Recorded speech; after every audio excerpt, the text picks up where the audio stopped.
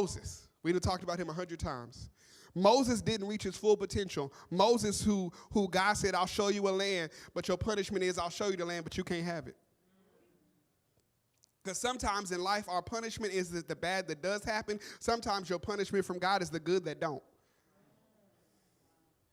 God said, your punishment, Moses, is I'm going to show you the land, but you can't have it. Why? Because he got intoxicated with the emotion of anger. God told him to speak to the rock, but Moses got mad. So he hit the rock.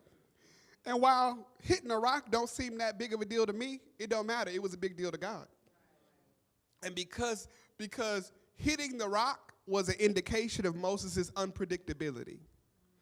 And God can use people who aren't perfect, but God can't use people who he can't trust. God said, I don't need you to be perfect. I need you to be trustworthy. I need you to be faithful. God wants to know, even in your imperfections, are you predictable? See, because God says, I can't use you if I got to constantly be worried about which version of you going to show up, especially when you lead people.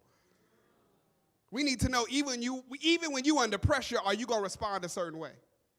Am I making sense? I can show you a man named Absalom, who was the son of David, who destroyed his entire life. He literally died.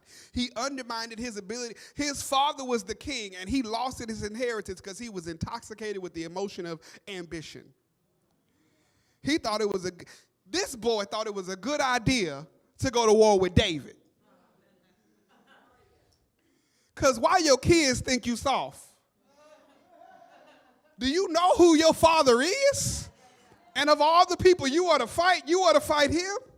Now realizing his daddy was an OG, didn't play them games. Absalom lost his life because he was intoxicated with ambition, because everybody in his ear was telling him, you know, you could be king, you know, you could do this. And instead of hearing from God, he heard from the people around him. Because they all lacked in maturity, he lost his life.